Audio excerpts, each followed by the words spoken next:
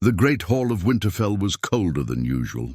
The fire roared in the hearth, but Catelyn Stark's hands still trembled as she held a letter, not from her son Robb in the Riverlands, but from a whispering crow that had landed just an hour ago. She read it once, then again, and again. Her heart dropped with every word.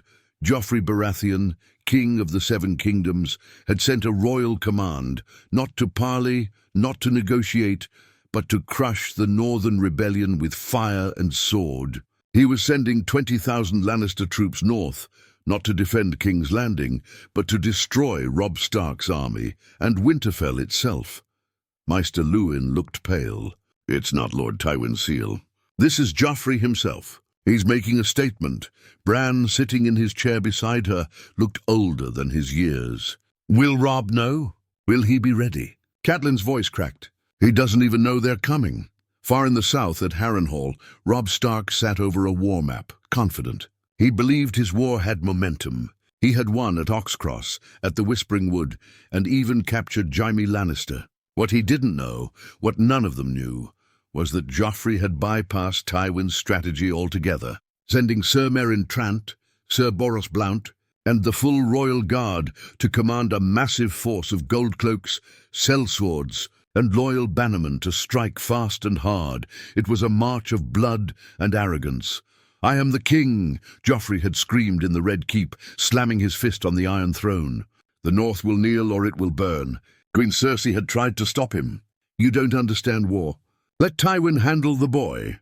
But Joffrey was not listening. He wanted heads on spikes. He wanted Robb Stark's crown brought back as a gift. He wanted a war to call his own.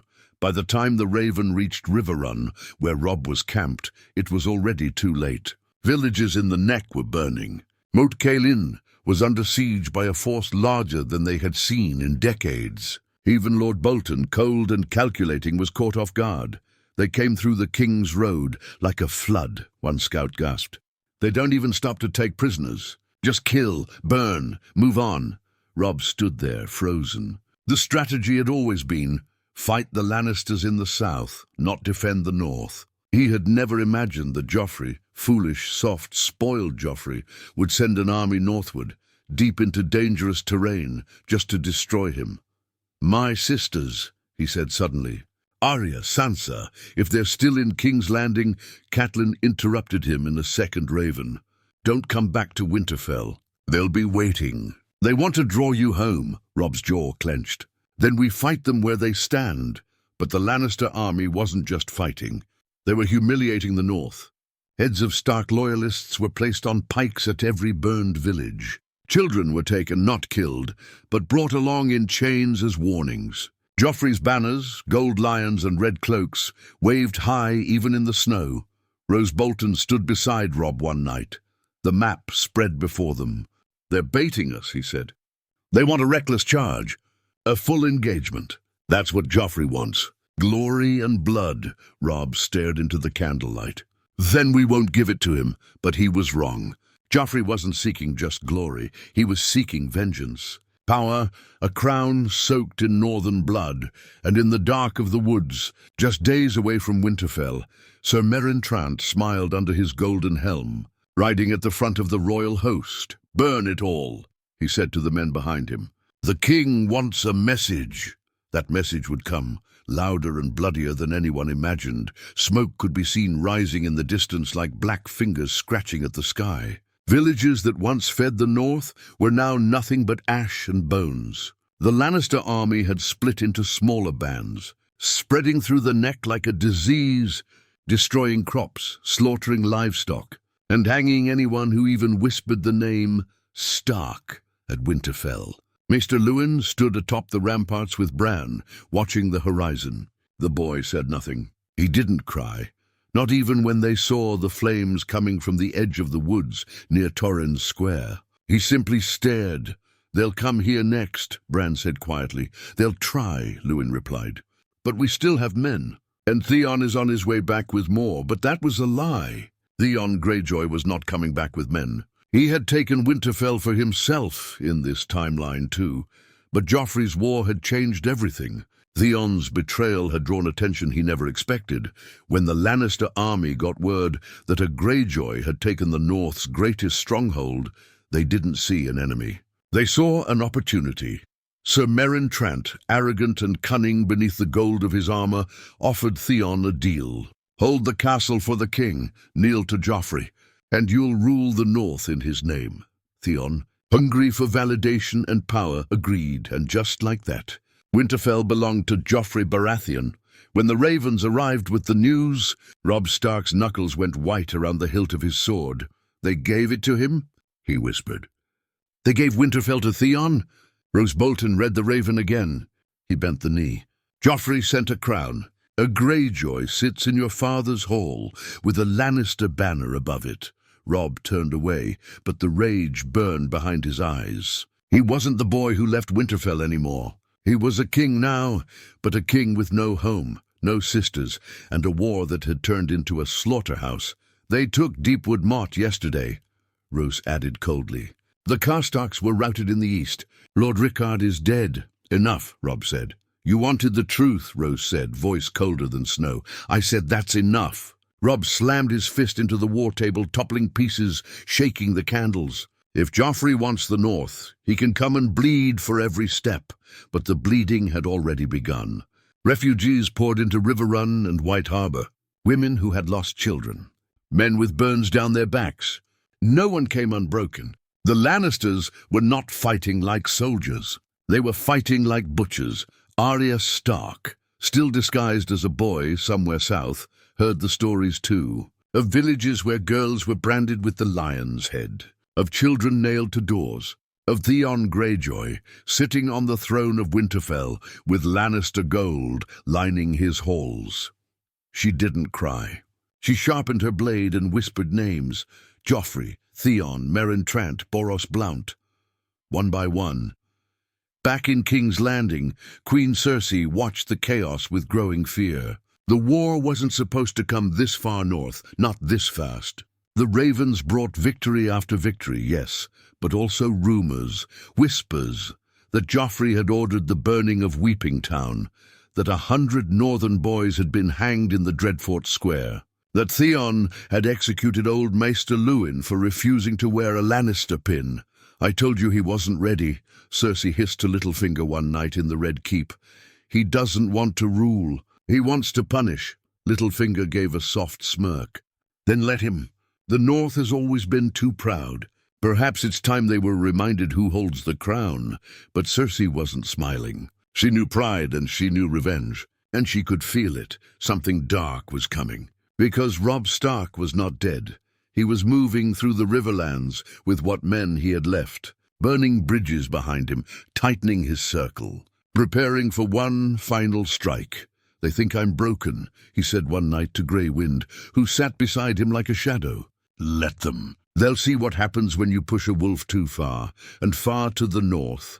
In a place beyond even the reach of the Lannisters, Jon Snow stood at the edge of the wall, holding a black letter in his hand. His brother was being hunted.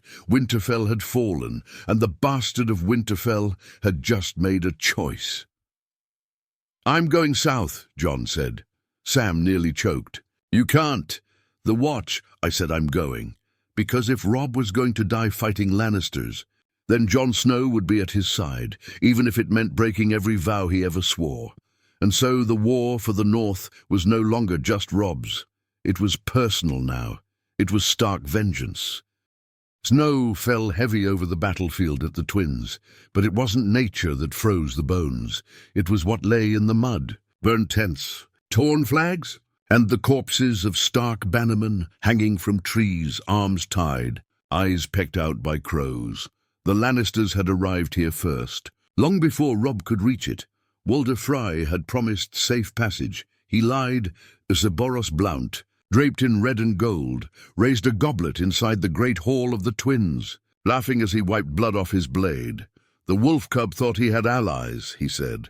Turns out even old Frey can be bought. Joffrey's envoy had offered Frey exactly what he wanted: titles, lands, and revenge for Robb's original insult, breaking the marriage pact with one of his daughters. All the old man had to do was open his gates and step aside, and he did, when Robb arrived with half his strength, hoping to regroup. He found instead a slaughtered camp and Frey's gates shut behind him. The trap was brilliant. Dozens of northern lords died in minutes. Those who weren't killed were taken, branded as traitors, dragged off to be judged by Joffrey's hand. But Robb escaped. Grey wind tore through the guards during the chaos, dragging his master out through the back trenches. He ran with an arrow in his side, bleeding into the snow, but alive that night. Under cover of trees, Robb collapsed onto a blanket of white, gasping, half-frozen, whispering curses into the wind.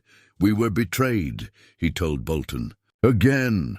Rose Bolton stood over him, untouched, his face unreadable. "We warned you the Freys were not to be trusted." "You didn't stop it either," Robb snapped, wiping blood from his mouth. Bolton said nothing. Robb's remaining men numbered less than 500 now. Mostly archers, a few riders. No food, no warmth, no allies, just the cold. And still, he did not break. "We take back the north," he whispered. "Not through war, through fear." Bolton looked intrigued. "You want to become what Joffrey thinks you are?"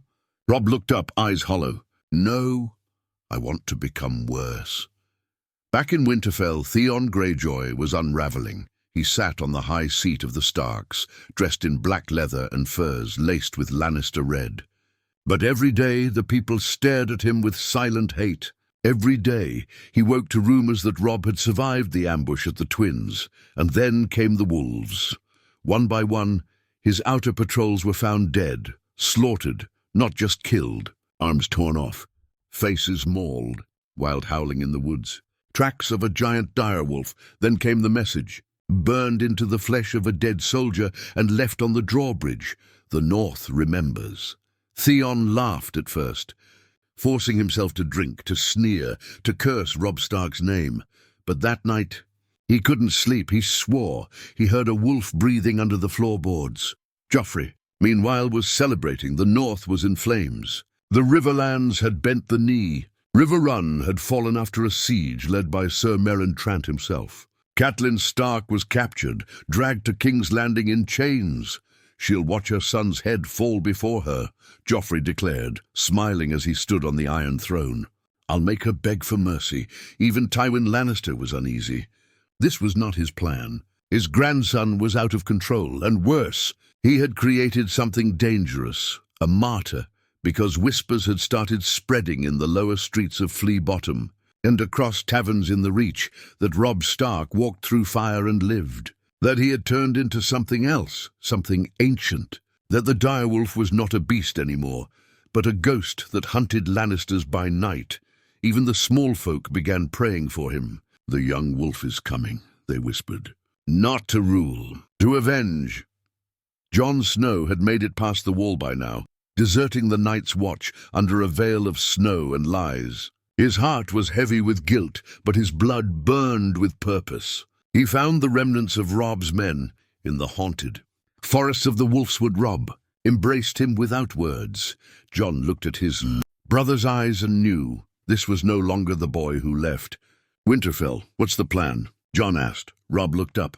"No more battles, no more banners, just fire and death." They began their campaign in silence. Not a war, but a purge. Night by night, Lannister supply lines were cut. Camps were found with throats slit, bodies frozen in silent screams. Gold cloaks vanished. Frey caravans were overturned, and their heads sent back with wolf teeth in their mouths. The people began calling it the Northern Curse. But it wasn't a curse. It was a king, a wolf in the shadows, waiting to tear the lion's throat wide open. King's Landing stank of smoke and sweat when the chain cart rolled through the city gates. Behind thick iron bars sat Catelyn Stark, her hands bruised, her lips cracked, her eyes hollow. The people didn't cheer. They watched in silence. Joffrey expected applause. He stood on the balcony of the Red Keep, draped in lion red, eyes gleaming like a mad child. "The wolf bitch arrives," he said.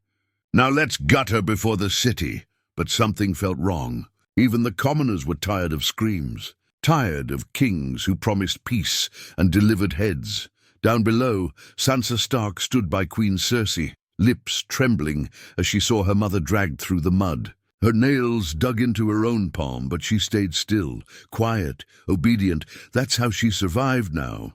She looks older, Cersei muttered, watching Catelyn. Pity. I rather liked her spirit. She should not be here, Sansa whispered. She is not a soldier. Cersei's eyes narrowed. And yet, she raised one. Joffrey strutted into the hall like he was Aegon the Conqueror himself. He sat on the Iron Throne and ordered the guards to throw Catelyn before him. They did. She didn't flinch. I expected a bigger welcome, she said, looking around the court. Or are your people too afraid to clap for a child who murders mothers? Joffrey stood. His voice rose like fire. Your son is a traitor, a false king. He defied the throne. He destroyed our peace. And now he will die. But not before watching you do it first. He turned to the guards. Prepare the square.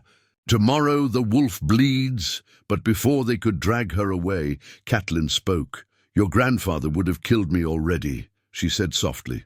Your father Robert would have challenged mine to a duel. But you only know how to scream and kill women. What a small king you are, Joffrey struck her, the court gasped. Sansa turned away. The sound echoed like a whip crack. But Catelyn didn't cry out. She looked at him with fire in her eyes. You think killing me will stop Robb? She hissed through blood. It won't. You're not fighting a man anymore. You're fighting the North itself. Joffrey ordered her taken to the dungeons. He didn't sleep that night, because across the narrow sea, ravens refused to fly north of the Twins, because gold cloaks guarding supply roads kept vanishing, because his commanders had stopped sending reports, because even Tywin Lannister had gone silent. And then came the news at Harrenhal. Sir Meryn Trant was found dead, impaled on his own sword, mouth stuffed with wolf fur. At Moat Cailin, the Lannister garrison was poisoned, their wine sweetened with death. Only the banners remained set ablaze. At the Twins, Lord Walder Frey's sons were ambushed on the road, heads ripped from their bodies. Their wagon painted with blood that spelled, for the North. Inside Winterfell, Theon Greyjoy was unraveling fast. He no longer felt like a king. He barely felt human. His sleep was broken. The halls echoed with growling. Every raven he sent south came back with one word burned onto the scroll, traitor. And then came the child's body, left outside the walls. One of his personal squires, a boy of 12, eyes open, tongue cut out, wolf bite in his neck. Theon cracked. He ordered the gate sealed, the guards doubled, the forest torched. But it didn't matter. The terror had already slipped in. His own men began deserting. Some claimed they saw ghosts walking the woods. Some said Robb was no longer a man at all, but a wraith with fire in his eyes and blood on his crown. And in truth, Robb Stark had changed. He no longer spoke of honor. He no longer dreamed of peace. Riding alongside Jon Snow and a band of silent, grim survivors, he moved like a shadow. They didn't take prisoners. They didn't leave warnings. They made examples. Jon watched him closely, knowing the brother he once loved was slipping away. The war had taken something, maybe everything. Where to next? Jon asked one night. Robb stared into the fire. King's Landing. You don't have the numbers. Robb nodded slowly. Then we'll even the odds. He reached into his cloak and pulled out a blood-stained scroll. I have someone on the inside. Back in the capital, Sansa was writing in secret. Tiny letters, folded into her clothes, hidden in her hairbrush. Passed to the kitchen boys. The messages were simple. He sleeps alone tonight. The guards change at sunset. Mother still lives. Strike soon. And beyond the Red Keep, in the poorest parts of King's Landing, those messages were reaching a butcher's boy who had once been beaten for daring to train with a sword. A boy with a burned face who now ran with rebels and wore no name. The city was full of shadows, and the wolf was coming. The dungeons beneath the Red Keep were carved from black stone, damp and bitter cold. Catelyn Stark sat alone in her cell, her wrists bleeding where the shackles rubbed raw. No light, no sound. Just the heavy drip of water, echoing like a slow clock counting down her life. But she hadn't lost hope. Not yet. The last time a guard brought her bread, she whispered something, only 3 words, "Tell the girl." And now, that girl, Sansa, was ready that night. She slipped into the dungeons with a key hidden in her braid. She bribed 2 drunk gold cloaks with stolen wine, and when they collapsed outside the stairwell, she moved fast. Her fingers shook as she unlocked the door. The moment it clicked, Catelyn opened her eyes. "Sansa," she whispered. "Yes, we have to go. Now." Catelyn staggered forward, frail but burning inside. "Is Robb alive?" Sansa nodded. "He's closer than you think."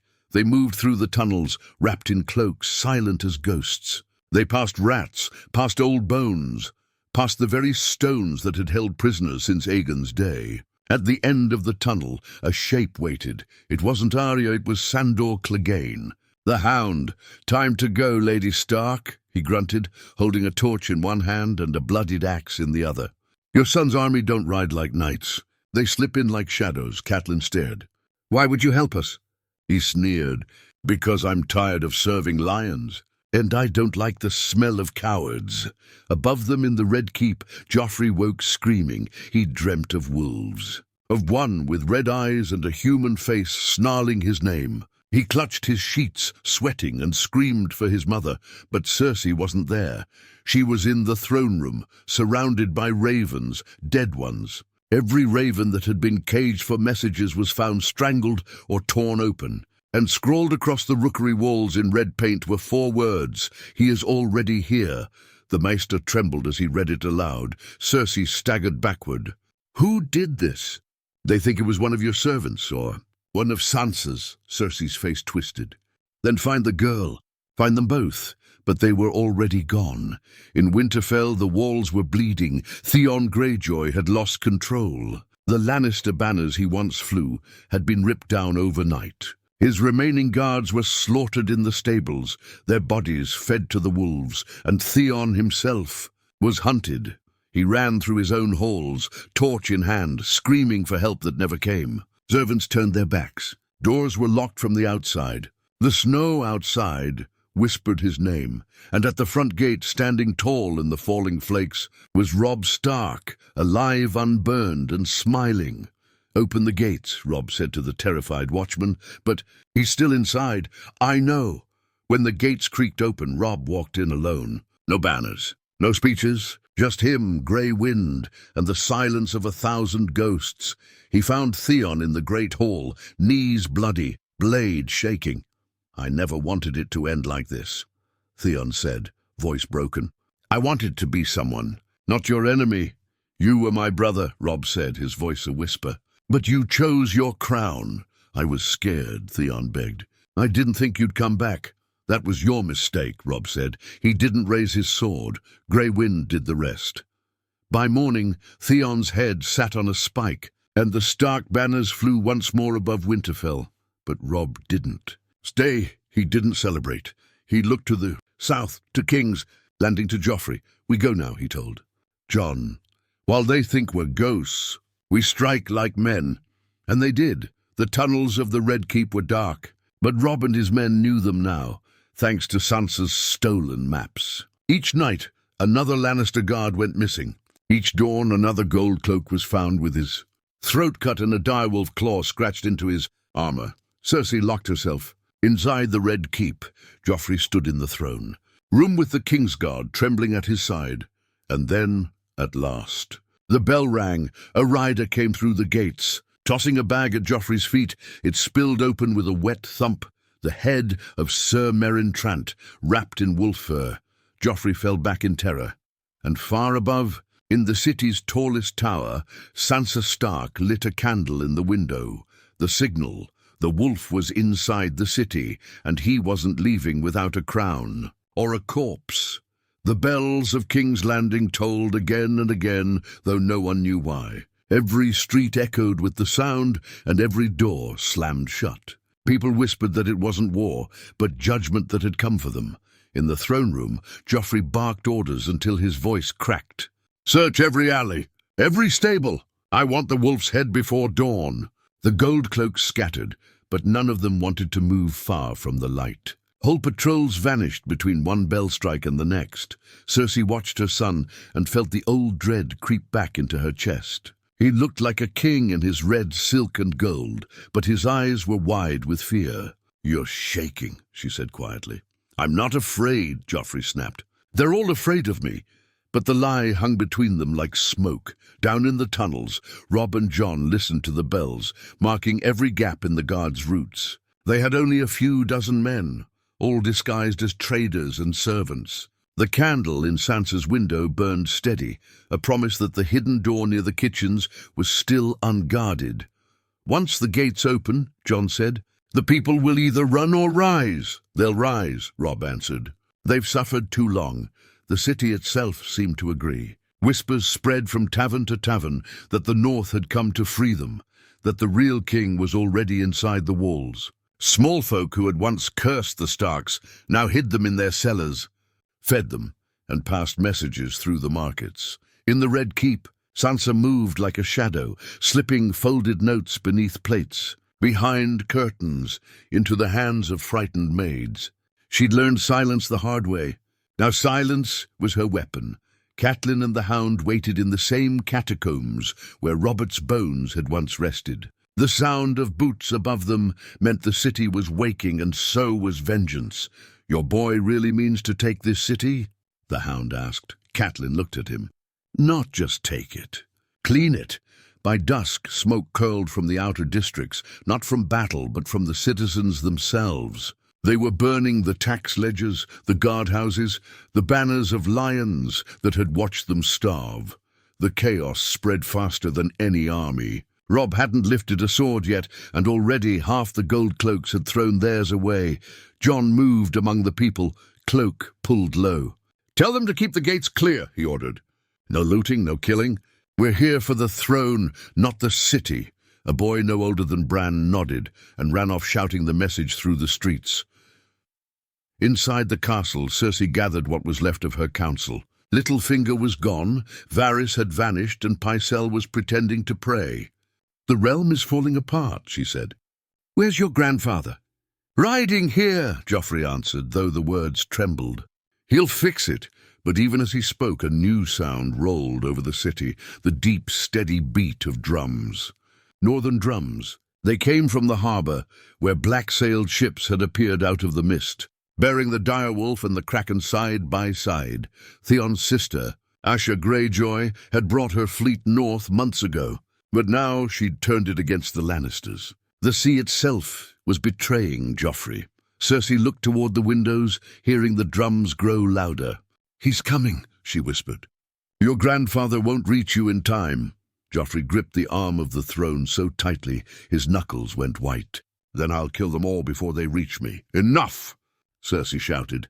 "This ends tonight. If you want to be king, then act like one. Make peace before there's nothing left to rule." For a heartbeat, Joffrey looked at her like a child again. Then the fear hardened into pride. "They will kneel," he said, "or they'll burn." He didn't see the door open behind him. Sansa stepped inside, pale but steady. She bowed as custom demanded. "Your Grace," she said softly. "Someone waits for you in the hall." Joffrey frowned. "Who?" But she was already walking backward toward the great doors, her eyes bright with something between terror and relief. "The North," she whispered, and when the doors swung wide, the candle in her window went out. The throne room filled with the cold wind of winter for the first time in years. The city held its breath. The silence inside the throne room was almost holy. Sansa stood near the great doors, frozen in place. She had done it, opened the gates, dimmed the torches, and extinguished the candle. Now everything would change. One way or another, Joffrey didn't move. He sat stiffly on the Iron Throne, his golden crown tilted slightly from the panic that gripped him. His hand hovered near the sword at his side, but he didn't draw it. He was waiting for someone to tell him this wasn't real, but the sound of boots across the stone floor shattered that illusion. Robb Stark entered, not in a king's cloak or armor, but in the leather and furs of a northern warlord. His hair was longer now, wild like the story said. His face older, sharper, and behind him came Jon Snow, silent, steel-eyed, Longclaw at his back. Behind them came the ghosts, men of the north, hill tribes, riverland survivors, even a few wildlings, marked by scars and rage. They did not cheer. They did not speak. They just walked, as if pulled by one purpose. Cersei stepped forward, trying to compose herself. "This is madness," she said, voice cold. "You'll die where you stand, boy." But Robb didn't look at her. He looked at Joffrey. "You sent an army to burn my home," Robb said quietly. "You sent dogs to wear my family's colors. You chained my mother. You crowned a traitor in my place. And you laughed." Joffrey stood, drawing his sword at last. "I am your king," he hissed. "And I command you to—" He never finished the sentence. Robb's sword was out before the first word hit the air. A blur of northern steel. It sliced clean through the golden blade Joffrey raised, sending sparks flying. Jon moved with him, cutting down 2 guards who tried to charge. Cersei screamed. The Red Keep erupted. It wasn't a battle. It was a reckoning. Robb's men didn't attack civilians, didn't sack the city, didn't burn. They had one goal, the throne room. And in that place of twisted iron and melted swords, Joffrey Baratheon made his last stand. He screamed for help. No one came. The Kingsguard were dead or gone. The Lannister loyalists had fled. Even Pycelle had vanished like a rat. Jon held the door. Sansa stood behind a pillar, tears streaming down her face. And Robb, he didn't raise his voice, didn't gloat. He walked forward, sword lowered, eyes never leaving Joffrey's. "You were never a king," Robb said. "You were a child with too much power and no one to stop you." Joffrey tried to run. He didn't make it 3 steps before Robb struck him down, not with fury, but with purpose. Clean, final. The lion cub was dead. The Iron Throne stood silent. Cersei fell to her knees beside her son's body, hands trembling. "You think this is justice?" she whispered. Robb turned to her, eyes cold. "No, this is war, and it's finally over." He looked to Jon. Jon nodded. "We don't want your city," Robb said to those who remained. "We don't want your gold or your throne." He turned back toward the crowd. Knights, servants, lords and ladies who had once cheered Joffrey's cruelty. "We only want one thing, that the North will never bend the knee again." Silence, and then Sansa stepped forward. She didn't look at Cersei. She didn't look at the throne. She looked at Robb. "Then take your people and go," she said. "Let this place rot under its own lies." Robb held her gaze for a long time. "I'm sorry," he said, "for what they did to you." "For not being there," Sansa smiled weakly. "You're here now. That's what matters." By dawn the wolves were gone. Robb, Jon, Catelyn and their men rode north with banners unraised, but heads held high. The people didn't stop them. In fact, some even wept, not in fear, but in relief. King's Landing had been ruled by monsters, and the North had delivered the sentence. The Iron Throne stood empty, and in its silence, something new began. Robb never returned to the south again. He rebuilt Winterfell, buried his dead, and swore never to trust a crown forged from fire and lies. Sansa stayed behind, not as a hostage, but as a witness, a voice in the council halls who reminded men what happened when wolves were pushed too far. And in the shadows of the world, people whispered of the night the lion bled, and the wolf walked away. The snows came early that year. By the time the northern host crossed the neck, the trees were already white and brittle like bone. Robb rode at the front, grey wind at his side, his men silent behind him. They were returning not as kings or conquerors, but as survivors of a war that should never have happened. Winterfell still stood. Its towers had been scorched, its gates shattered, but its heart was unbroken. People lined the rebuilt walls as Robb approached. There were no cheers, no songs, only nods, tight chests and tears behind weathered eyes. The Stark boy had returned, but he was no boy now. Catelyn stood in the courtyard, cloaked in grey wool, her hair silvered more than before. She embraced her son tightly when he dismounted, then turned to Jon Snow, who stood just behind him. "I never thought I'd see either of you again," she whispered. "You nearly didn't," Jon said. She looked at him for a long time, really looked at him. He wasn't Ned Stark's shadow anymore. He was his own man, hard, quiet but still carrying something no crown could erase. "Honor. You have your father's eyes," Catelyn said softly. "I'm sorry it took me so long to see it," Jon nodded. "Not as a bastard, not as an outcast, but as family, far away in King's Landing." The Iron Throne sat empty. The lords of Westeros argued, bickered and schemed over who should rule. Some wanted Tommen, too young to speak without shaking.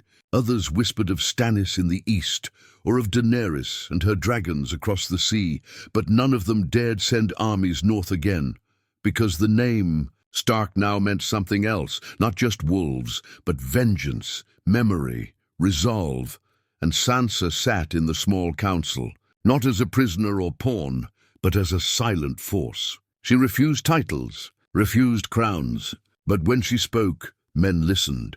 She became known as the Lady Without Fear, because she had walked through fire and betrayal and lived. And when lords tried to forget, tried to erase what the North had done, she reminded them, with a single phrase, spoken calmly. Quietly, the North remembers.